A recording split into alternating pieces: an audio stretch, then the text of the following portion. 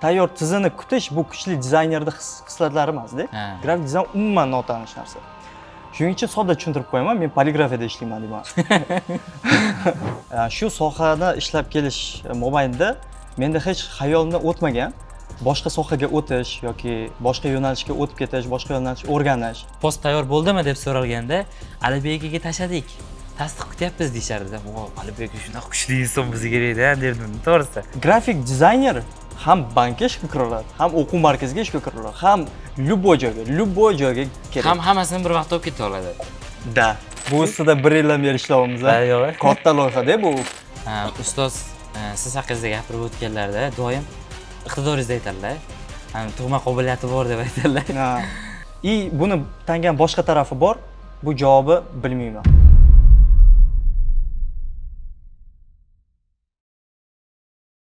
Eslatib o'tamiz, Alibek ustoz bilan yozgan kursimiz ham bor va bu kursga qo'shib yana 3 ta kursni biz alohida bitta paket qilib qo'yganmiz. Grafik dizayn yo'nalishlarini, kurslarini yig'ib qo'yganmiz. Aynan shu kursni siz yutib olishingiz mumkin.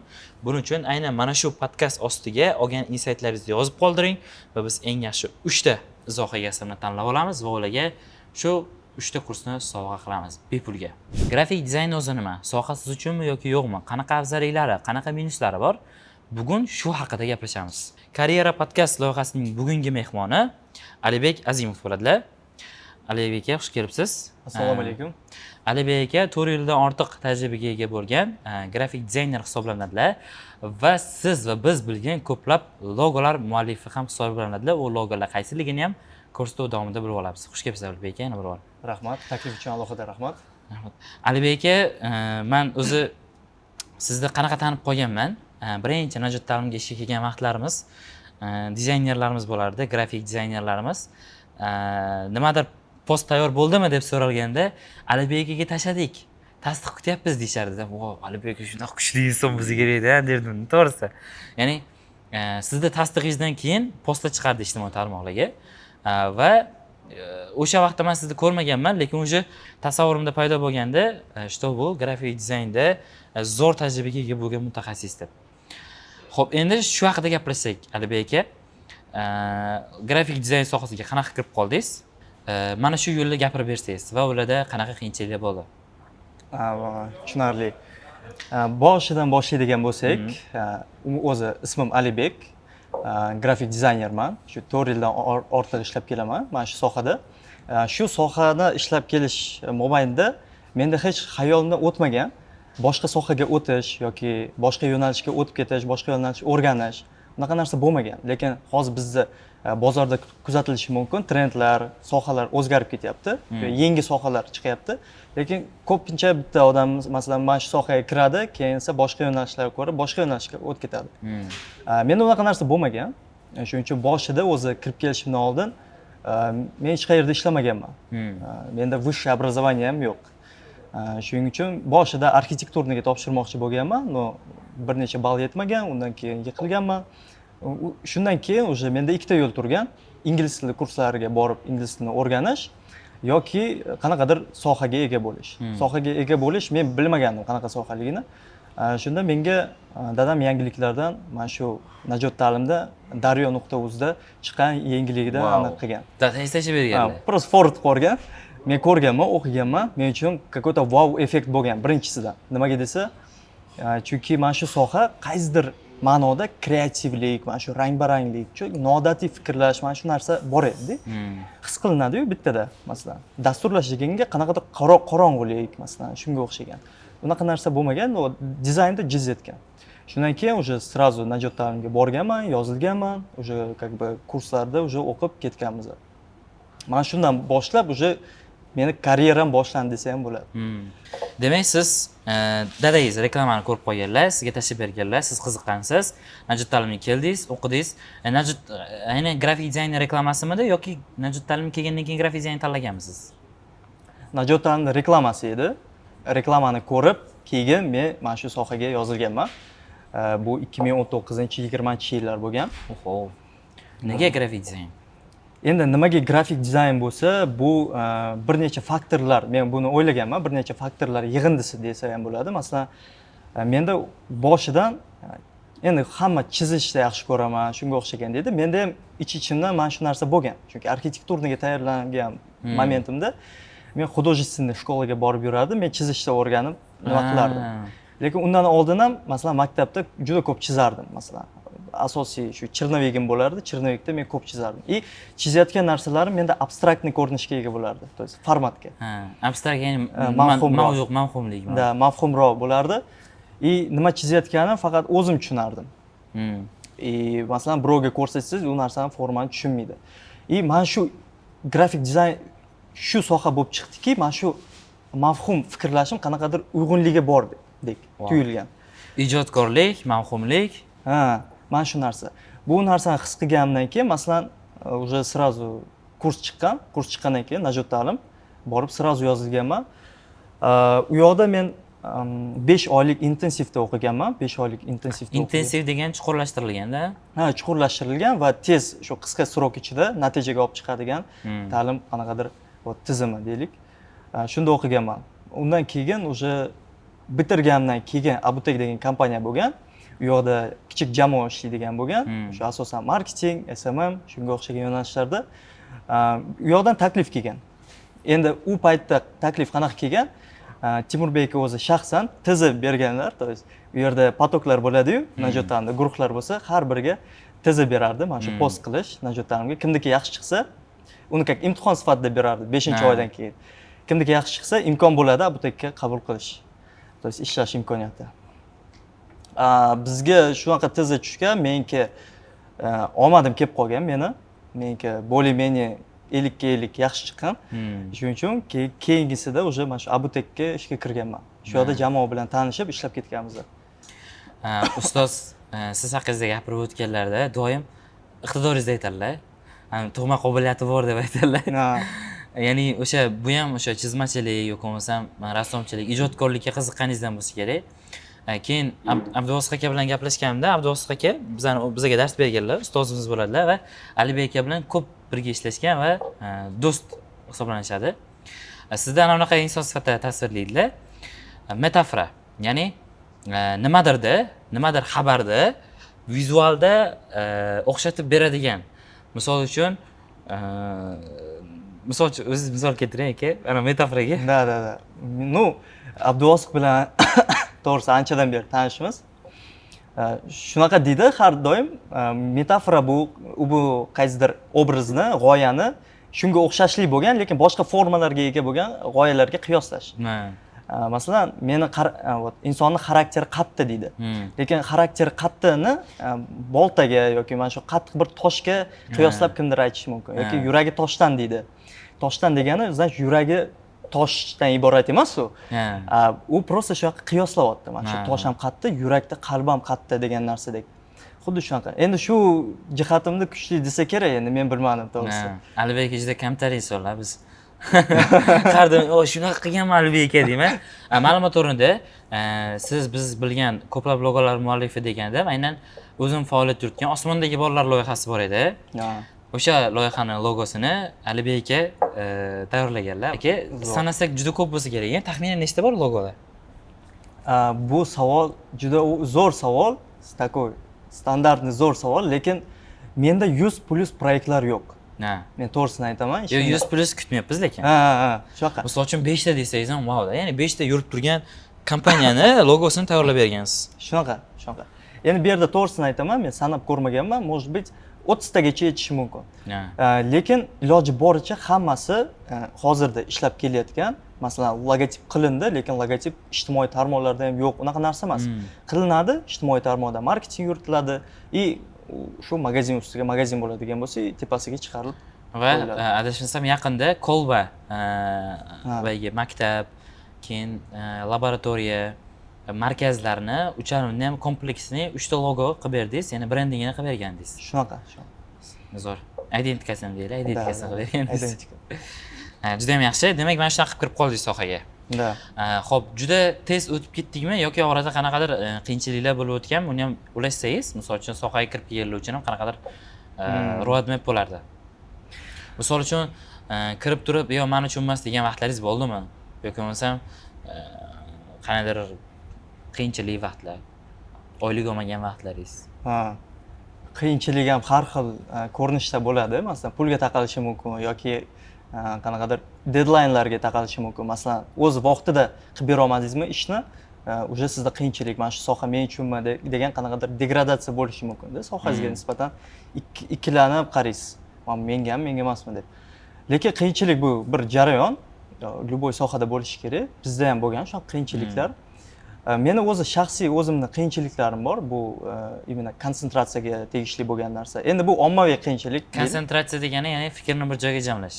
Fikrni bir joyga jamlash, masalan, bitta tutorialda ko'rayotgan bo'lsa ham, video darslikda ko'rayotgan bo'lsa ham, diqqatni jamlab, mana shu fokus qaratib ko'rish. Bu narsa menda oldindan bo'lgan. Bu oldindan men kurashib kelaman shu narsa ustida. Bu narsa o'qish, Najotanda o'qigan paytlarim ham bo'lgan, kuzatilgan. Lekin bu narsani yengib o'tadigan narsa bu shu kuchli qiziqish mana shu sohaga taslim bo'lmaslik. Просто o'xshamadim. Keyingi safar yana o'xshaydi. Har xil metodik instrumentlardan foydalanish kerak. Qiyinchiliklar o'zi sohaga o'tadigan bo'lsak, sohani o'zini qiyinchiliklari bor. Bu umuman 1, 2, 3 deb sanab o'tadigan bo'lsak, shaxsan o'zim bir ikkita kriteriyalar kiritiraman. Bu sohani hozirgi paytda butun dunyoni olib va O'zbekistonda oladigan bo'lsak, yuqori konkurensiya. Bu sohani o'zida. Masalan, grafik dizaynni o'rganmoqchi bo'lgan yoshlar deylik, sohaga kirib kelishidan oldin to'g'ri o'zini o'ylab shu sohaga qiziqib kirishi mumkin, lekin oldida uni shunaqangi katta konkurensiya yoki shunaqangi jang kutishini bilishi kerak. То что u bilish kerak, то что u qilayotgan ishni boshqa birovlar ham xuddi shunaqa qilyapti. Bu yerda ikkinchi faktor keladi. Mana shu etapdan o'tish uchun unda unikalniy, boshqalardan differensiatsiya bo'lishi uchun shunaqangi ko'nikmalar shakllanishi kerak. Noyob ko'nikmalar bo'lishi kerak. Boshqalarda bo'lmagan ko'nikmalar. Bu o'sha o'yinga kirib, o'yinda miriqib o'ynash deydi. Masalan, siz o'yinga kirdingiz, lekin siz o'sha izlayapsiz. Hamma bir xil. Men ajratib turishim kerak. Qanaqa jihatim bo'lishi mumkin?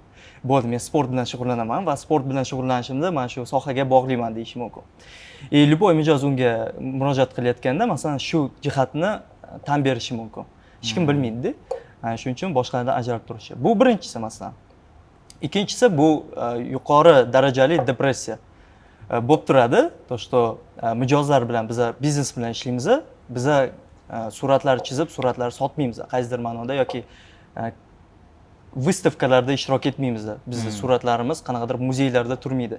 Biz to'g'ridan-to'g'ri biznes va biznesga pul olib kelish, ko'proq daromad olib kelish, mana shu tizim bilan ishlaymiz. Ko'p dizaynerlar bu narsani tushunmaydi, lekin tushunishi kerak bo'ladi. Bizda ko'pincha san'at deb qabul qilingan bu soha. Bu bir tarafdan to'g'ri, bir tarafdan noto'g'ri, lekin noto'g'ri tomonlari juda ham ko'p.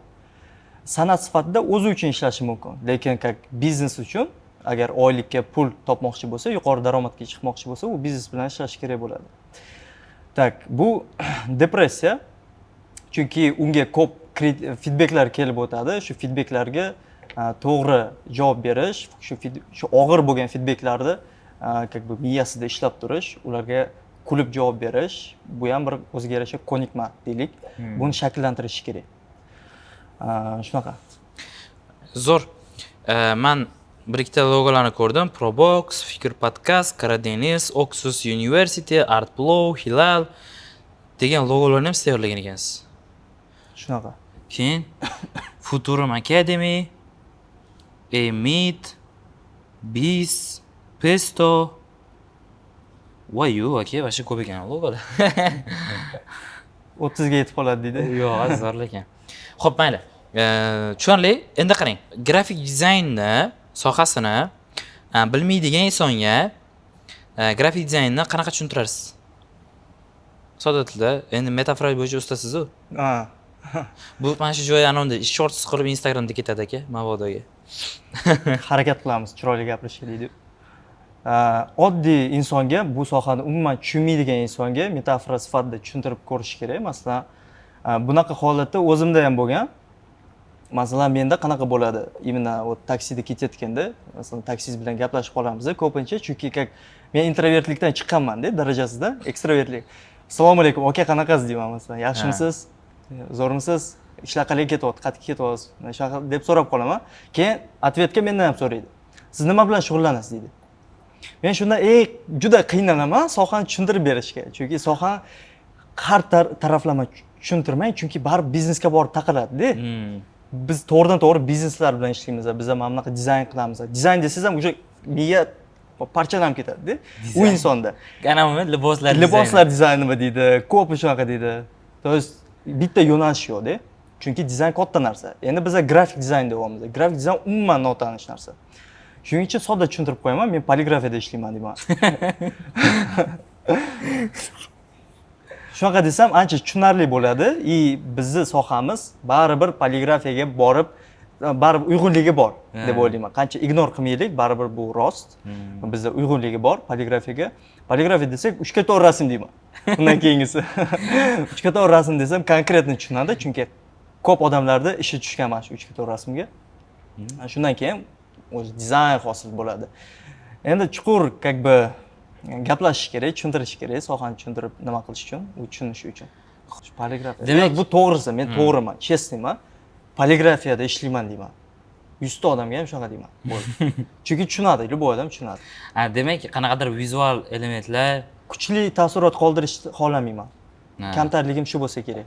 Chunki любой bilan gaplashsam, men iloji boricha plankani tushiraman. 3x4 rasm qiladigan oddiy joyda ishlayman deyman. Oylik qancha deydi? 2-3 million deyman. Chunki qanchalik siz ko'p oylikda aytadigan bo'lsangiz, shuncha ko'p savol ko'payishi mumkin. Mantiqiy degan, to'g'riligi. Anaqada dialog uziladi-da. Men shuni xohlayman. Dialog uzilishini xohlayman. Aytgancha, o'zi qayerda ishlaysiz hozir? Ishsizmi? Hozirgi paytda freelance bo'lib ishlayman. O'sha 7-8 oydan beri o'sha freelance formatda. Ya'ni masofadan turib siz loyihalarni yuritasiz. Misol uchun, yaqinda ishga tushdi Najot ta'lim loyihasi, Robbit degan loyihasi.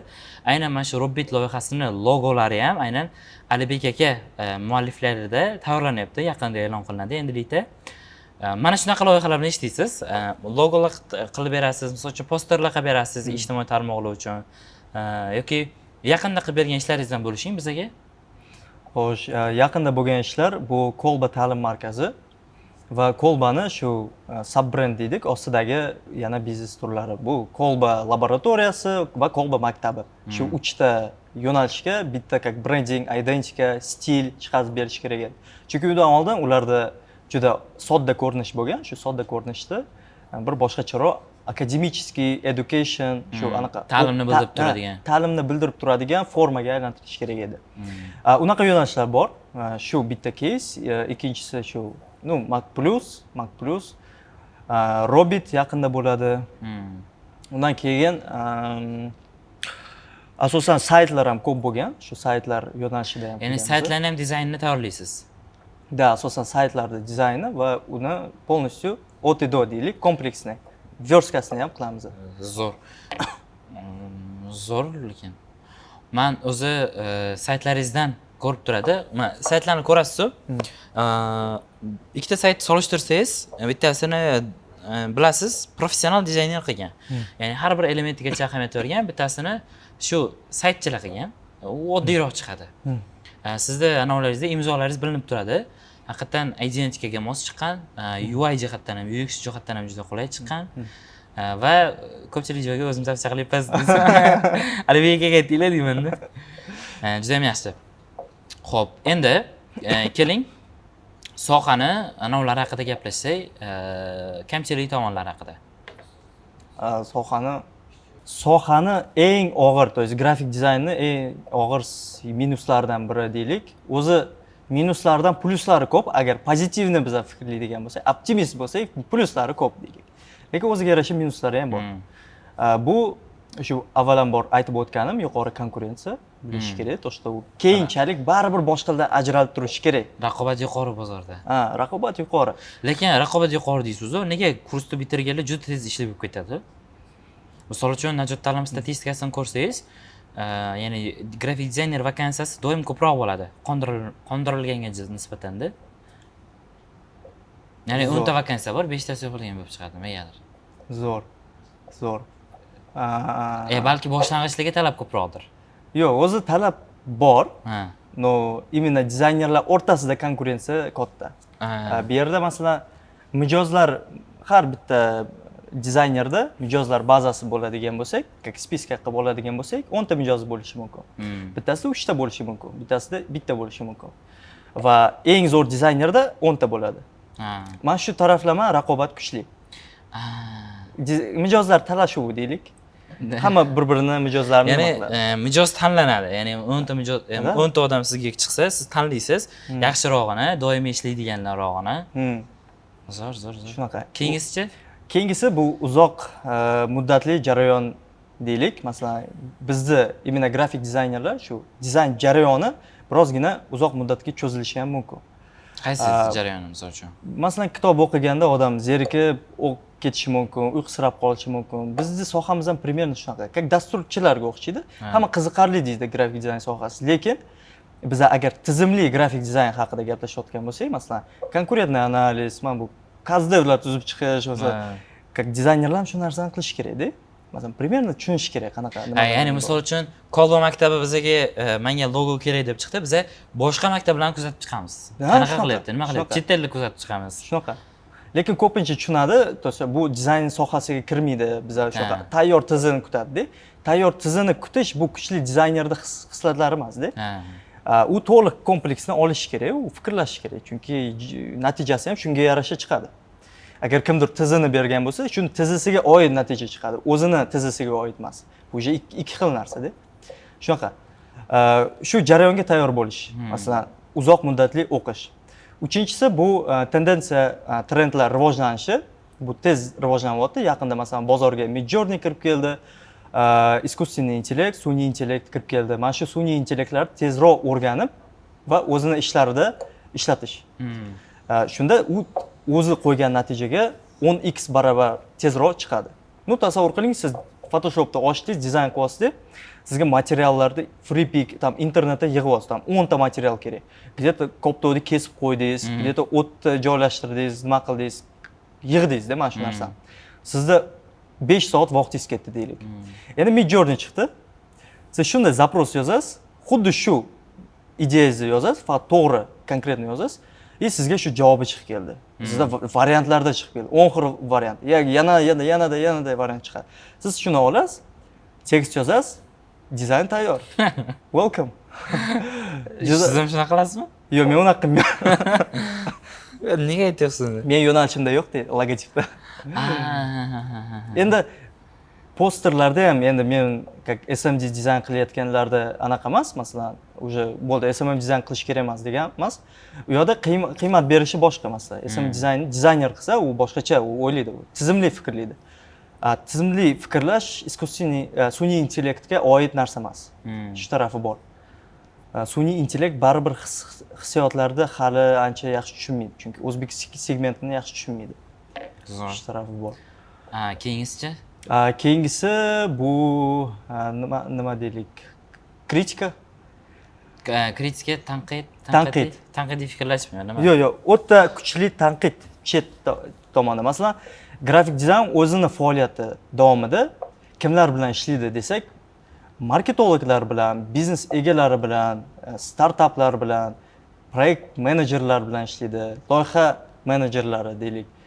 Ya shunga o'xshagan biznesga aloqador, pulga aloqador katta odamlar bilan ishlaydi va ularga yordam beradi.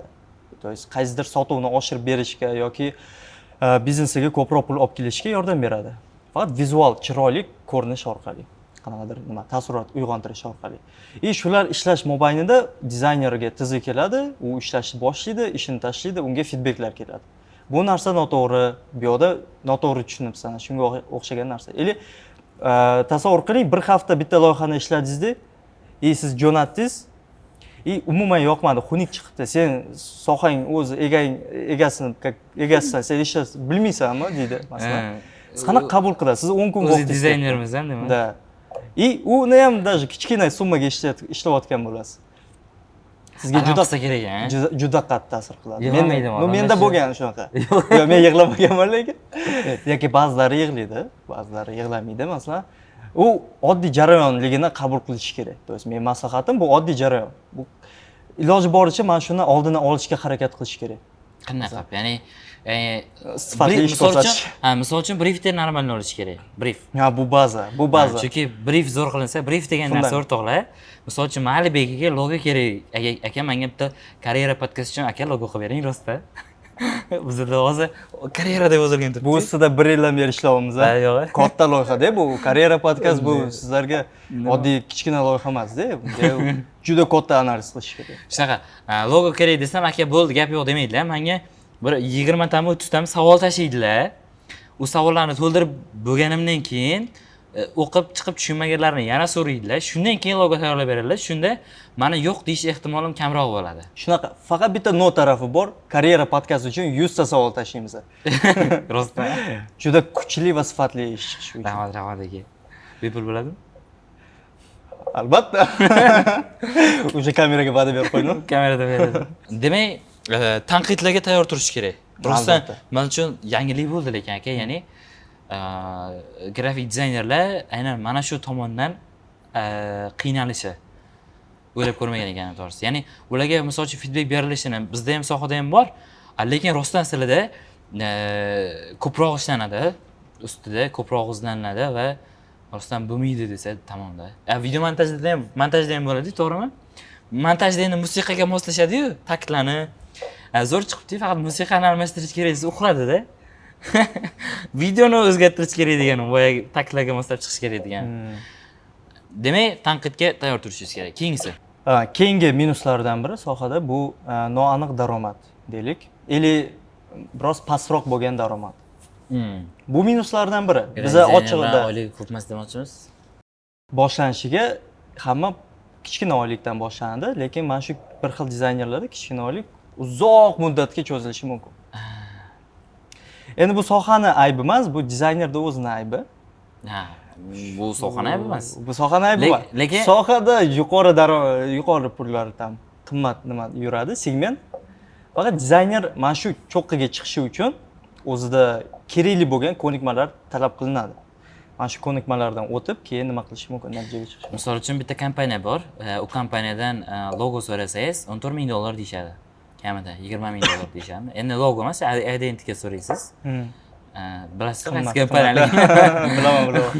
$20,000 tasavvur qilyapsizlar, ba'zi bir bizneslarni aylanmasi ham uncha emas-da. Bunaqa aylanmani bular 1 yilda qiladi-da.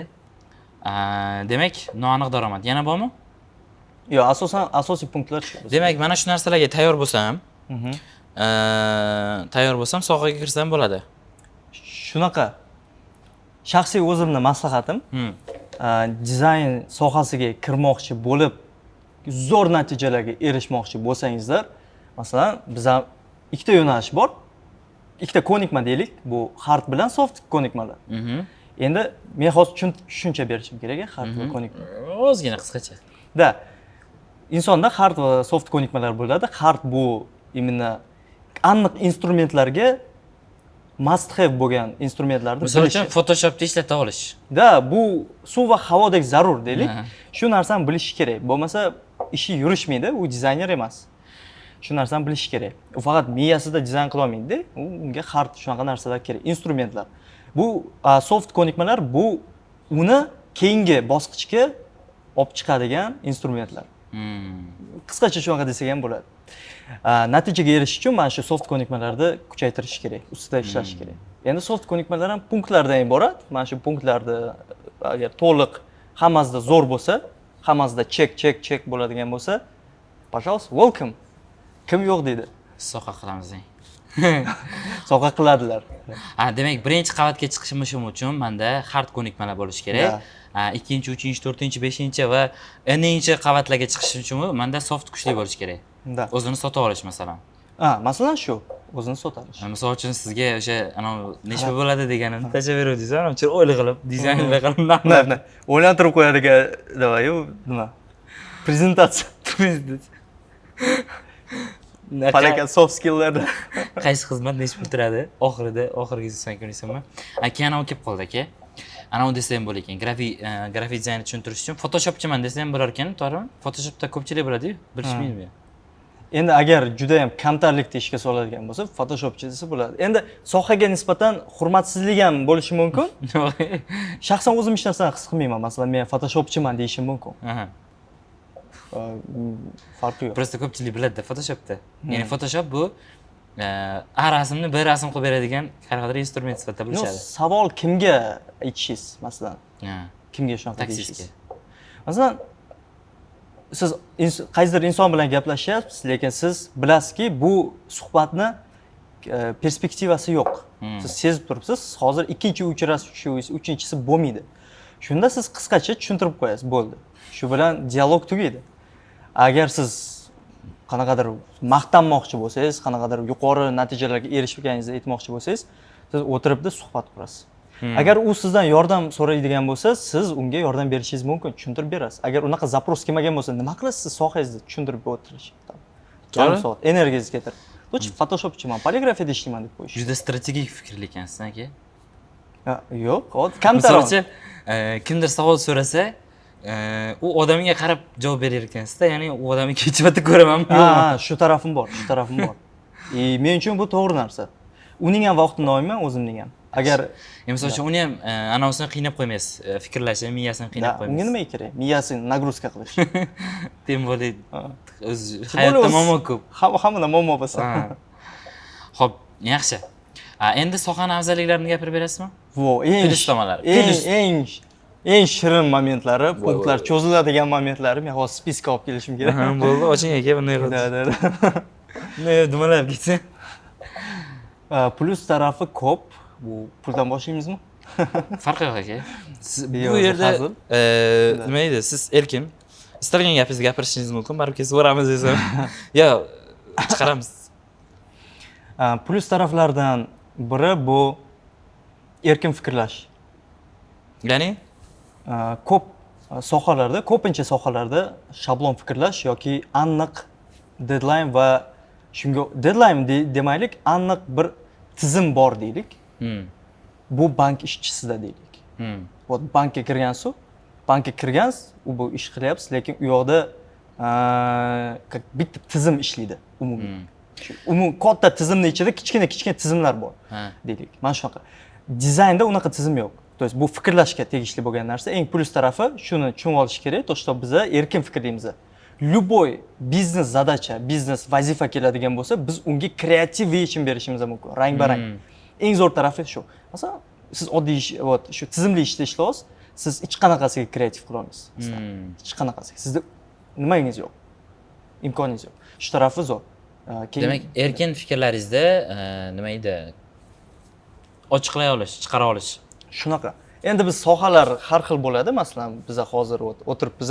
Biz любой kreativ qila olamiz-da. Hozir biz stolda boshqa stol olib kelishimiz mumkin. Bizga hech kim indamaydi. Bizga hech kim indamaydi. Ellar agar gapiramiz. Da, biz ham shu kreativ sferasida shunaqamiz.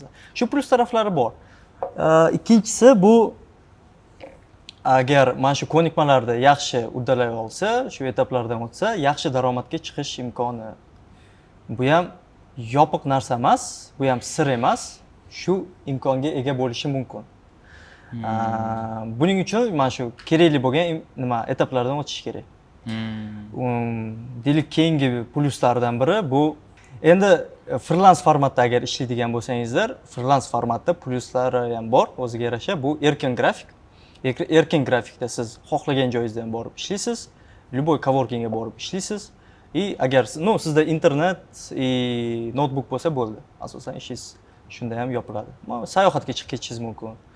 Chet elda, boshqa davlatlarda turib, bemalol onlayn ishingizni qilishingiz mumkin. Lekin shunga yarasha sizga spros bo'lishi kerak. Sizda mijozlaringiz ko'p bo'lishi kerak masalan. Shunga yarasha siz urovень bo'lishingiz kerak. Darajaga chiqqan bo'lishingiz kerak. Bizda oldingi sonimizda Flutter ustoz bilan suhbat qilgandik. U kishi ham aytgandilar, men Qo'qondan turib ishlayman. Ofis Toshkentda bir oyda bir marta kelaman. Qolganiga remote ishlayman degandilar-da. Keyin misol uchun yangi ishga kirgan odamga ham shunaqami desam, yo'q dedilar. Yo'q, urovень degandilar-da. Demak, bunda ham shunaqa. Shunaqa. Zo'r. Xo'p, bunda keyingi savollarni davom etaylik. Ora-orada afzallik, plyus-minuslari yana chiqib qolsa kerak. Keyin plyusi ham bitta ham bor. Mayli. Yana bitta plyuslardan biri, bu hozir xayolimga keldi. Bu bunday o'ylab qarasam, grafik dizayner ya'ni shu bankirda oladigan bo'lsak, men boshqalar bilan nima qila olmayapman-da, chunki Men bankda ishlaganmiz. yo'q. Nu boshqa sohani olaylik mayli. Barib kelmayapti. Bank ishchisini olaylik. Deylik, u boshqa banklarga ishga kirishi mumkin. Deylik, xodimi yoki asosan bank sferasida nima yo'nalishi bitta yo'nalishga oid. Grafik dizayner ham bankka ishga kira oladi, ham o'quv markaziga ishga kira oladi, ham любой joyga kerak. Ham hammasini bir vaqtda olib keta oladi. Da. То есть eng pluslardan biri bu как бы любой biznes turi bilan ishlashi mumkin deb o'ylayman. Mana shu eng pluslardan biri. Endi bu ham birinchi punktga borib taqaladi, erkin fikrlash, erkin tanlov deylik. Eng oxirgisi shu. Zo'r. Endi qarang aka, men misol uchun grafik dizayner bo'lmoqchi bo'lsam, deylik mana Nurullo grafik dizayner bo'lmoqchi. Nurullo grafik dizayner bo'lmoqchi, u savol berdi. Sohaga kimlar kirmagani yaxshi? Kimlar kirmagani tavsiya qilinadi? Qanaqa odamlar deylik? Kirmasa yaxshiroq, o'shalar o'rganmasa yaxshiroq bo'lardi. Bu narsa chunki Alibek aka, nechta o'quvchingiz bor shu vaqtgacha? Qancha odamga dars bergansiz taxminan? O'zi men Najot ta'limda dars berganman 2,5 yil. 2,5 yil mobaynida mana shu o'quvchilarni analiz qilganman. Analiz qilganimda xo'sh, endi soni aniq esimda yo'q, может быть 60 ta bo'lishi mumkin o'quvchilar. Hazillashmang aka. O'zi 3 ta guruhda 60 ta bola bo'ladi. Endi natijaga chiqqanlar bo'lishi mumkin. Endi men shular hisoblayapman. Atak ko'p. Misol uchun bitta bolani bilaman, Najot ta'limda logo bo'yicha musobaqa bo'lganda, unda siz o'quvchingiz yutib chiqqandi. Ha, shunaqa. Eng baxtli onlar deydi. Shunaqa esimda qolgan aka. Qaysidir kompaniya uchun qilib berishgan, ishlatishganmi shu logoni yo'qmi bilmayman keyin. Ishlatishmagan. Endi ko'p buni sababi ham bor, nimaga ishlatmaydi? Ko'p omillar, masalan, prosta tasdiqlagan, bu musobaqa uchun tasdiqlagan bo'lishi ham mumkin. Keyinchalik o'ylab qarasak, yo'qmi? Nega kerak? Almashtirsa, bannerlarni almashtirish kerak, yozuvlarni almashtirish kerak. Juda katta xarajat. Prosta lenchay. O'zbekchasiga ham leng. Mayli, ammo dangazali. Dangaza. Da. Xo'p, kimlar kirmasligi kerak ekan shunda? Sohaga tavsiya bermagan bo'lardim. Masalan, u stressga oid inson bo'lsa, masalan, sal narsaga qanaqadir qizishib ketadigan insonlar bo'ladi. Masalan, qanaqadir kimdir feedback berishi mumkin, fikriga qarshi fikr bildirishi mumkin, lekin u o'zini fikrida qat'iy turib oladi. Shunaqa bolalar bor, yosh bolalardan tam katta bolalargacha shunaqalar bor. Shunaqalar o'qishga kelgan, masalan. Masalan, menga shunaqa bolalar kelganda, men ularga qattiq gapirardim. То есть kimda qanaqa ton bo'lsa, men xuddi shunaqa tonda gapirardim. Chunki uni tili shunaqa. Unga yumshoq gapirib bo'lmaydi. Yo haydab yuborish kerak, yo qattiq gapirish kerak. Shu insonlarga taklif qilmagan bo'lardim. Feedback ko'tara olmaydigan. Da, buni sabab bor. Keyinchalik u tanqid ko'tara olmaydi. Keyinchalik u prosta urushib yuraveradi har bitta mijoz bilan. U dizayn qilmaydi. U urushqoq bo'ladi. Shunaqa. Keyin g'alati eshitilishi mumkin. Masalan, matematik, fiziklar bo'lishi mumkin. Juda kuchli qiziqadigan. Shularga mana shu soha qanaqadir begona bo'lib ko'rinadi. Nega? Yo, bu bunday o'ylab qarasa, ular ommabop. Hammasi matematika, kimdir fizikaga qiziqadigan bo'lsa, aniq fanlarga, raqamlarga ular to'g'ridan-to'g'ri dasturlashga boradi. Chunki taktik fikrlaydi-da qanaqadir. Ular monotonniy ishlarda, juda uzoq muddatli bo'lgan ishlarda erinmasdan ishlay oladi. Fokusini qaratib. Dizaynerlar unchalik emas. Dizaynda mavhumlik bor. Yana bitta narsani analiz qilib ko'rganimga, dizayn sohasiga ko'proq erinchoq insonlar kelar ekan. Shu tarafi ham bor ekan. Yo'q, rostdan. Bunday o'ylab qarasam shunaqa ekan. Nega? Dasturlashga chidamli, stressga ustойчивый mana shu insonlar keladi. Chunki 8 soatlab kod ustida o'tirish va hech narsani ko'rmaslik, u qorong'i, u prosta kod yozib o'tiradi. U prosta bum-da, men uchun bum. Kimdir uchun qanaqadir natija gullarni ko'radimi, xayollarda bilmayman. Shu tarafi bor. Lekin dizayn uchun bu erinchoqlik. Как dizayn sohasi, как бы erinchoqlar ko'proq keladi dizayn sohasiga. Chunki dizayn sohasida natijaga erishish tez deb o'ylaydi. Shu taraf bor. Kimga maslahat bermagan bo'lardim meni? Bilmayman, to'g'risi o'ylayman. Asosiy punktlar shu shogirdlaringiz ham, deysiz. misol uchun fail bo'lgan shogirdlaringizdan aytib bersangiz, ya'ni o'shalarga qarab u bunaqa bo'ladi shuning uchun. Balki mana bunaqalar bo'lishi mumkin. Zo'r, yana bitta idea keldi.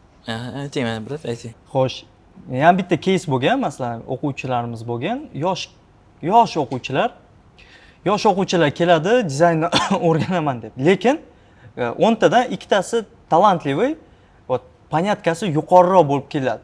Masalan, o'sha u aniq tushunadiki, kattalar bilan bitta darajada gaplashadi. Shu bu ularga tavsiya qilinadi. Agar qolgan 8 tasi u yosh bolalar. Ular biznes bilan ishlay olmaydi. Ularga ota-onalari pul beradi, bor o'qi, nima qil deb. Demak, kommunikatsiyani biladigan odam kerak. Da, более-менее поняткали. U misol uchun task beradigan odam bilan kommunikatsiya qilish kerak, biznes egasi bilan kommunikatsiya qilish kerak. Shunaqa. Zo'r. Kimlar o'rgansa yaxshiroq deb hisoblaysiz? Misol uchun boya aytdingiz, rasmchilikka qiziqqanligi. O'zi bizning sohamiz kreativ nima deylik? Kreativga yaqin sohada bizda. Erkin fikrlash bu kreativlik deylik. Chunki kreativ degan narsa tushuncha erkin fikrlash orqali keladi. Bitta qobiqda erkin fikrlash bo'lmaydi, u yoqda kreativlik bo'lmaydi. U yoqda определенный shablon bo'ladi. Kreativlik orqali ular biznesga chiroyli bo'lgan ko'rinishlarda, dizaynlarda tatbiq qilinadi. Biznes egalariga. Bu degani bizning bozorimiz o'ta gullab yashnaydi. Masalan, siz metroga tushasizmi, любой kommunikatsiyada inson ko'chaga chiqadi, bannerni ko'radi, reklamani ko'radi, o'quv markaziga yozilmoqchimi, ijtimoiy tarmog'iga kiradi, postlarni o'qiydi. Mana shu taassurot qoldirish kerak-da. Va dizayner mana shunga mas'ul inson. Uni orqasida endi marketing yotadi, strategiya yotadi, kattaroq bo'lgan ob'yom ish yotadi. Lekin shu oxiri borib, mana shu chiqazayotganda mana shu post qilish kerak-da. Mana shu narsa kreativ bo'lish kerak. Boshida masalan bola chizishni bilmasligi ham mumkin yoki yaxshi chizishi ham mumkin. Endi bu faktorda, masalan, yaxshi oladigan bola natijaga tezroq chiqishi mumkin. Deylik, mana shunaqa. Statistika olib qaraydigan bo'lsa, ko'proq shunaqa bo'ladi. Agar masalan, более taktichni fikrlaydigan inson bo'ladigan bo'lsa, u natijaga biroz pastroq chiqishi mumkin. Chunki u sohadan zerikib qolishi mumkin. Shu tarafi bor. Masalan, yana bitta nimasi bor. Men agentstoda ishlaganimda, agentstoda ko'proq ruslar bilan ishlaganman. Ruslarda masalan hammasi почти animega qiziqardi. Men bilmagandim, masalan, men qiziqmayman. Yaponskiy shunaqangi как бы multik yo'nalishi bor deylik. Men chuqur bilmayman qanaqa o'zining falsafasi bor. Lekin bilamanki, katta kishilar ham, katta insonlar ham ko'radi animani. Hammasi qiziqadi mana shu yo'nalishga. Guruhga qanaqadir personaj tashlasa, mana shu personajda update chiqdi, yangi versiyasi chiqdi, 2-3 chiqdi deydi. Men voshe tushunmayman. Ular zo'r ish qiladi. Mana shu xodimlar, dizaynerlar hammasi zo'r ish qiladi. Men shunaqa xulosa qildimki, qanaqadir noodatiy детский bo'lgan fikrlash bo'ladi-yu. Mana shu narsa ham o'rinli narsa-da. Chunki ular bir tarafdan mana shu deydi, qutidan tashqari fikrlashmidi? Bir tarafdan bunday qarasa, multik ko'rib o'tiradi-da, bir tarafdan brend booklar qiladi. Katta kompaniyalarga, katta korporatsiyalarga ishlaydi. G'alati-da bu yerda. Lekin bu yerda qanaqadir nimasi bor-da, как бы bog'liqlik tarafi bor mana shu narsalar. Da.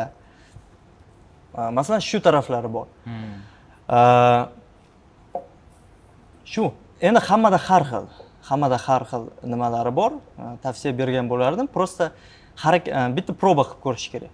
Oldindan men maslahat bermagan bo'lardim, чтобы oldindan как бы spiska qilib yozib, chiqib, keyin bu yoqda no tarafi, bu yerda plus tarafi. To'g'ri keladimi, yo'q. Bir tarafdan qilsa bo'ladi, lekin katta ehtimol bilan harakat qilib ko'rib, bir marta kirib ko'rish kerak, shu 1 oy o'qib ko'rish kerak.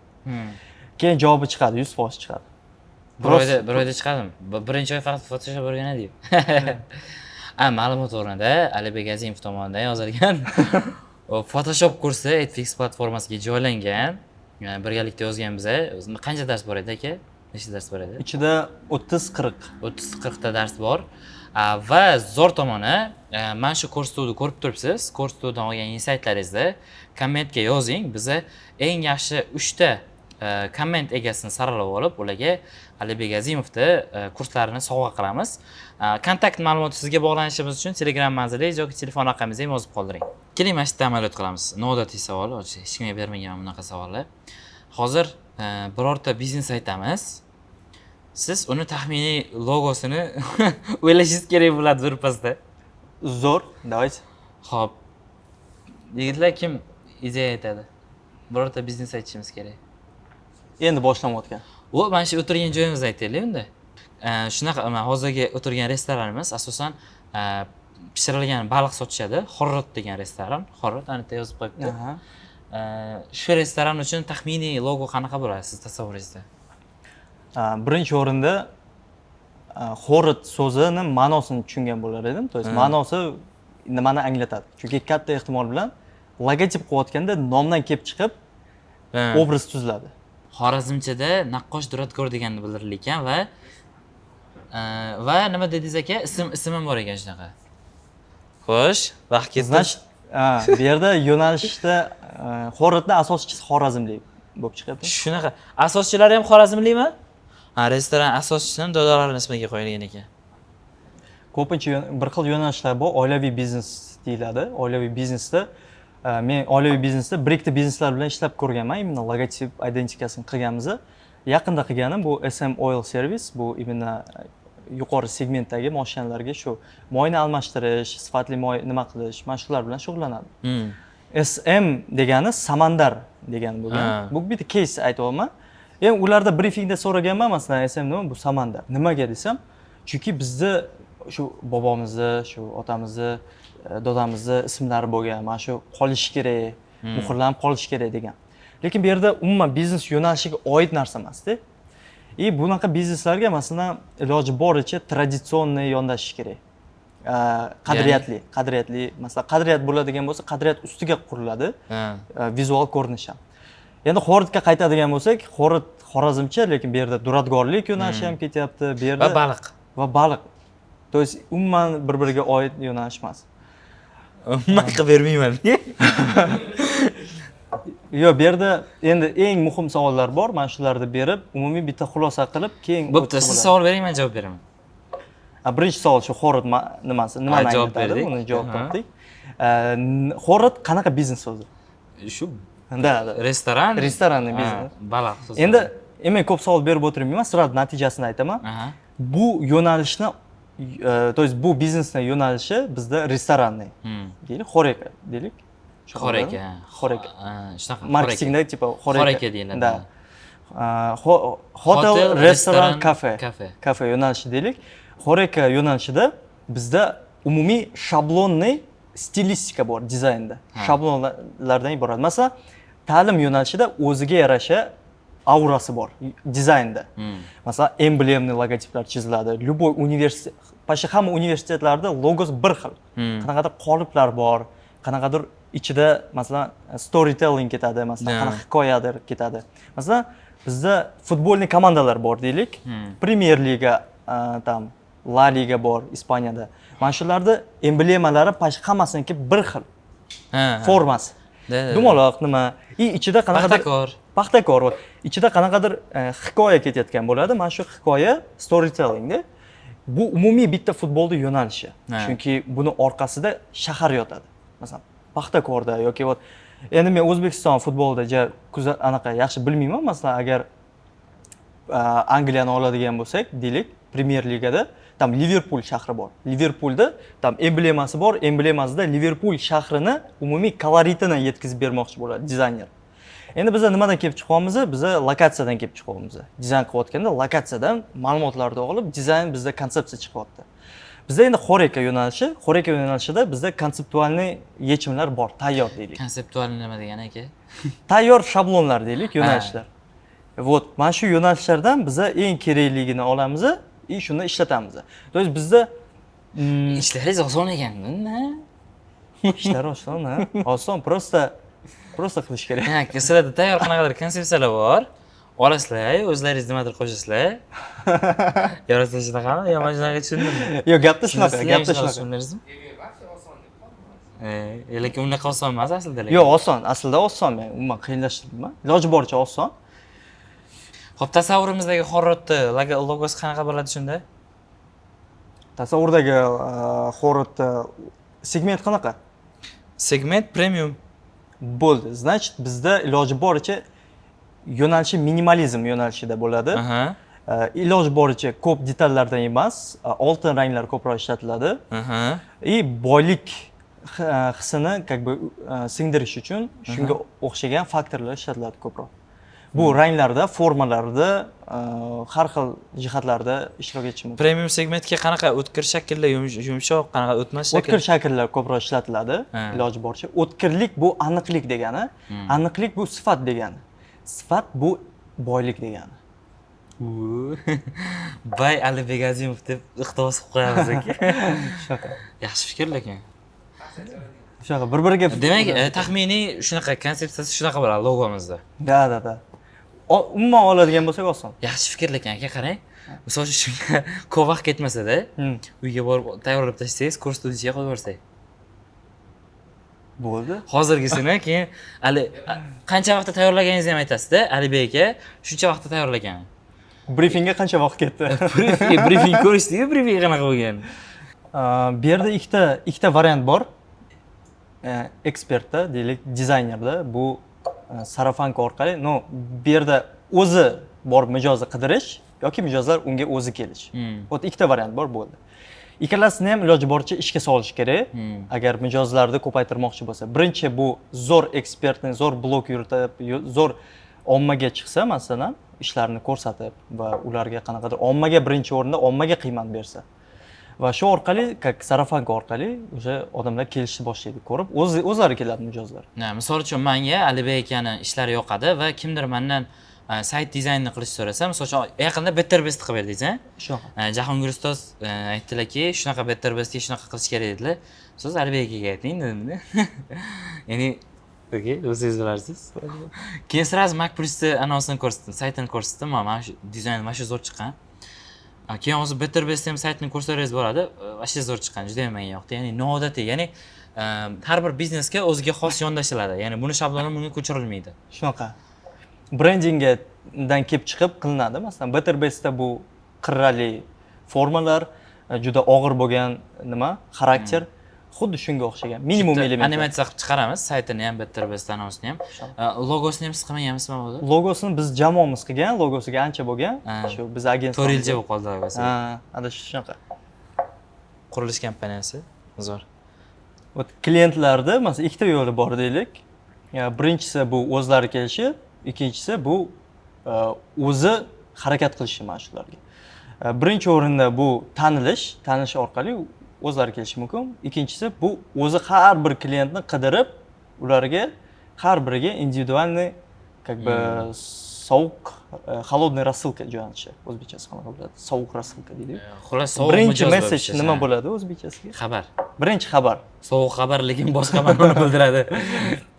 Mana shuni jo'natib chiqish kerak bo'ladi. Lekin biznes turiga oid individualniy hammasiga. Shundan kelib chiqib kommunikatsiya уже davom etadi, shu orqali mijozlarga ega bo'ladi. Misol uchun bizda Etfix loyihamiz bor, ta'lim platformamiz bor, siz bizga chiqasiz. Sizlarni posterlaringizda shunaqa kamchiliklar bor, bu kamchiliklar orqali sizlar mana bunaqa narsa yo'qotasizlar. Mani xizmatim orqali esa mana bu narsalarni bartaraf qilishingiz mumkin desangiz, men o'ylayman. Balki to'g'ridir deyman, keyin bo'pti, bratan, keling birga ishlaymiz deyman, to'g'rimi? Da. Muammo va yechimni ko'rsatib berishingiz kerak. Sizda bo'lganmi shunaqa vaziyat? O'zim chiqqanlarim kamdan kam bo'lgan. Asosan menga chiqishgan. Lekin agar chiqadigan bo'lsa, xuddi shu hozir aytganingizdek, muammo va yechim yaxshi effekt beradi. Zo'r. Qarang, bitta savolim bor-da. Men grafik dizaynni o'rgandim. Men logolar qilaman, posterlar qilaman. Posterlar degan ijtimoiy tarmoqlarda chiqadigan postlar. Keyin misol uchun bannerlarni, nima dizaynlarini tayyorlayman va bir umr shu ishni qilamanmi? Ya'ni bir umr shu bilan shug'ullanamanmi? Va bir umr shug'ullanish nima deydi, hammaga yoqadimi? Hamma qanday qabul qiladi? Ya'ni misol uchun bir umr shug'ullanayotganlar bormi shu kasb bilan o'zi? Necha yil bilan shug'ullanayotganlarni bilasiz? Misol uchun 7 yildan beri shu ishni qiladi deydiganlaringiz bormi? Bu o'ta zo'r savol bo'ldi. O'ta aktual savol, faqat hamma uchun emas. Aha. Nimaga unaqa dedim? Chunki bu individualniy savol. Ya'ni umumiy javob berib bo'lmaydi. Umumiy javob berib bo'lmaydi. Men o'zim fikrimni bildirishim mumkin, chunki bozorda unisi ham bor, bunisi ham bor. unisi ham bor, bunisi ham deganim 15 yildan beri bir xil yo'nalishda olib ketayotganlari bor. 15 yil ichida mana shu sohasida kengayib agentство ochganlar ham bor. Ya'ni o'zini kompaniyasini tashkil qilgan. Da. Bu yerda insonning o'zini ambitsiya, xohishlari, istaklariga tegishli bo'ladi. Masalan, bitta joyda ishlash 15 yildan beri u ham minus emas qaysidir ma'noda. U o'zini komfortniy zonasida. Odamga bog'liq, xarakteriga bog'liq. Da, xarakteriga bog'liq. Kimdir ko'p narsani xohlaydi. Mana shu ko'p narsaga erishish uchun unday qaraydi, bir umr shug'ullana olmayman deydi. Savol beradi. Keyin men qanaqa qilib kengayishim mumkin? Kengayish mumkin. Qanaqa qilib kengayishim mumkin? Mana shu narsa haqida o'ylaydi. U yoqda уже javoblar kelib chiqadi. Agentство qilishim mumkin, biznes qilishim mumkin, yo'nalishni o'zgartiraman. Lekin mana shu sohada qolib ketish varianti yo'q. Unaqa bo'lmaydi. Mana shunaqa. Zo'r. Demak, men tushunishim bo'yicha, men bir umr grafik dizayner faqat dizayn qilib o'tiradigan odam bo'lib qolmasligim ham mumkin, qolishim ham mumkin. Bu menga bog'liq, meni harakatimga, meni ambitsiyalarim, meni maqsadlarimga bog'liq. Shunaqa. Yaxshi javob. Bunga ham bitta qo'shimchasi bor, masalan, agar siz ambitsiyangiz biroz ishtiyoqlaringiz deylik, maqsadlaringiz biroz pastroq bo'ladigan bo'lsa, unda siz networking orqali, masalan, yuqori cho'qqilarga erishish jarayonida bo'lgan insonlar bilan tanishib tavsiya qilgan bo'lardim. Bu endi keyingi etap asl. Birinchi networking ham kuchli bo'lishi kerak. Birinchi sohaga kirasiz, keyin o'sha networkingni kuchaytirasiz. Boya suhbatda boshida ham aytib o'tdim, siz bilan ishlab ko'rganlar har doim sizni maqtaydi. Ya'ni shaxsan Temurbek ham o'zlari ham iqtidoringizni alohida e'tirof etib o'tadilar yoki bo'lmasam tanigan ustozlarim ham sizni ishlaringizga nisbatan juda iliq fikr bildirishadi. Ijodkor inson sifatida bilishadi va ishlaringiz haqiqatan hammaga birdek manzur keladi va buni siri nimada o'zi? Qanaqadir sirli masalalar bormi? Men o'ylashimcha buni siri bor deb o'ylayman. Va nihoyat. Albatta buni siri bor, lekin buni bilmagan holda qilinadi. Bu jarayonda bo'lib ketadi. Siz bilmaysiz bu narsa sirligini. Lekin bunday o'ylab qarasa bu shunaqa bo'lib chiqadi. Bu yetarlicha ma'lumot berish, yetarlicha ortig'idan shu ko'proq nima dizayn qilish masalan. Masalan, siz dizayn qilyapsiz, siz natijangiz qaysidir qismigacha borib tugaydi. Tam B Adan Bgacha. Siz S harfigacha bordingiz. Mana shu narsa ko'proq qiymat bera olsangiz, masalan, biznesga yoki kimdirga, o'zingiz yaqiningizga keragidan ortiq. Men demak, men sizdan 5 balli dizayn so'rasam, siz 10 balli qilib berasiz. Katta ehtimol bilan shunaqa. Bu faqat dizaynga tegishli emas, masalan, undan keyingi takliflaringiz. Masalan, men dizayn qilib berdim.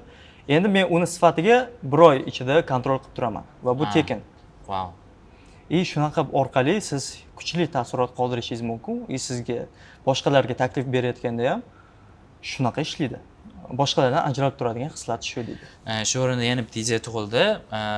Yigitlardan iltimos qilgan bo'lardik. Mana shu joyda aynan Alibek aka qilgan logolar, dizaynlarimni aylantirib chiqarsak, lenta qilib, menimcha ko'pchilik tushunardi.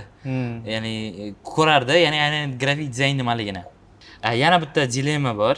Ya'ni boshlang'ichda nima deydi, ish qurolim chotki bo'lsa, keyin boshlaganim yaxshi deb hisoblashadi. Ya'ni misol uchun menda oddiy Windows emas, Mac olib boshlaydi yoki bo'lmasam oddiy Android emas, iPhone eng oxirgi rusumda ishlatib boshlaydi dedi. O'zi bu qanchalik to'g'ri sohada? Men o'zimni yo'nalishimda, masalan, dizaynda endi boshlaganimda juda oddiy notebookda boshlaganman, ofisda ishlaydigan xodimlar notebooki.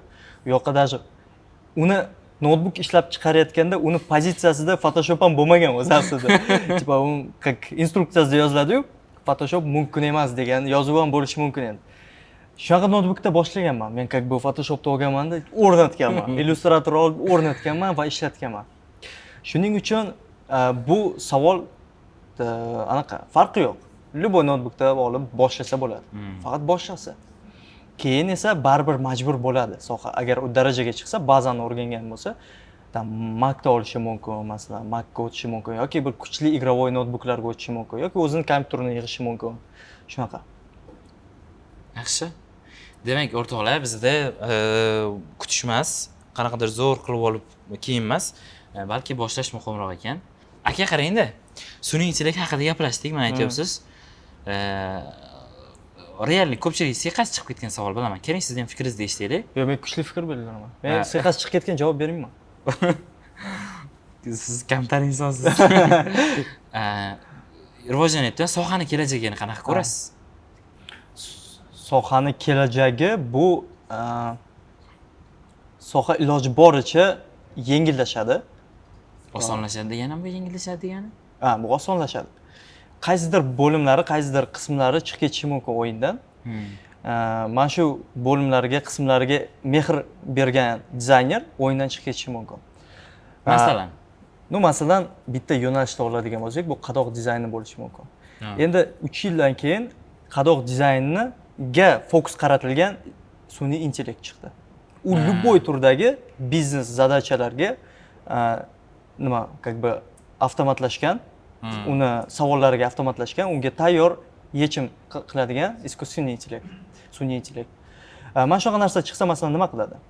Dizayner sohasini yaxshi ko'radi. Unda klientskiy baza bo'lmasa, unda qiyin bo'ladi. Shuning uchun u sohani tark etishi mumkin yoki boshqa yo'nalishga o'tib ketishi mumkin. Sohada iloji boricha dinamichni bo'lishi kerak. Agar trendlar o'zgarayotgan bo'lsa, masalan, ya'ni moslashuvchan bo'lishi kerak. Albatta, просто o'tib ketish kerak boshqa sohalarga va o'ylamaslik kerak. Voy, sohamni yo'qotaman, va mehr qo'yganim. Unaqa narsa bo'lmasligi kerak umuman. Просто moslashuvchan bo'lishi kerak. Marketingga o'tib ketishi mumkin masalan, yoki biznesga o'tib ketishi mumkin, yoki bankka o'tib ketishi mumkin. Bu bilan sohani kelajagi demoqchimiz? Kelajagi masalan rivojlanadi. Bo'limlar ko'payadi, logo alohida, SMD alohida, qadoq dizayni alohida, saytlar alohida, startaplarga alohida dizaynerlar bo'ladi. Produktoviy dizaynerlar. Mana shu narsa yanada ko'payadi. Deylik. Va osonlashadi AI tufayli, sun'iy intellekt tufayli. Buni tangan boshqa tarafi bor. Bu javobi bilmayman. Bo'ldi. Bu bir tarafi men bilaman, o'zim fikrim.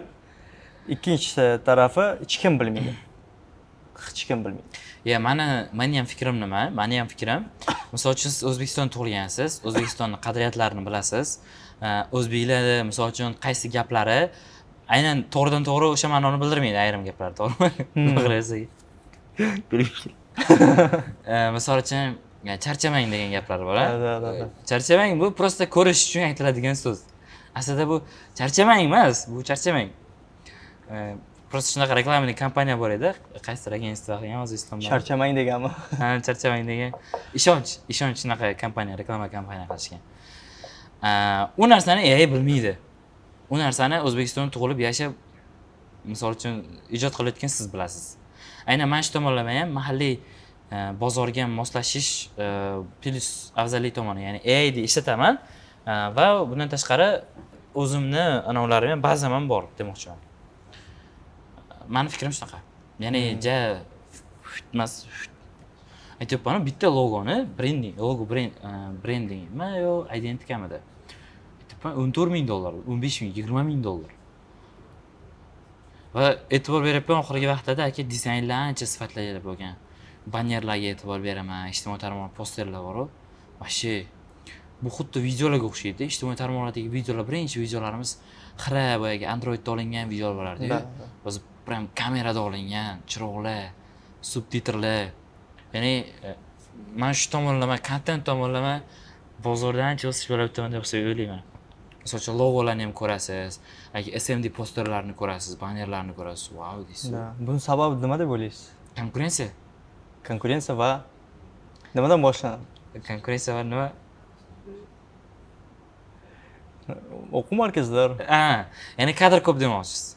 Yo'q, yaxshi o'quv markazlari ko'p. Yaxshi o'quv markazlari. Ulardan bittasi Najot ta'lim va Edfix albatta.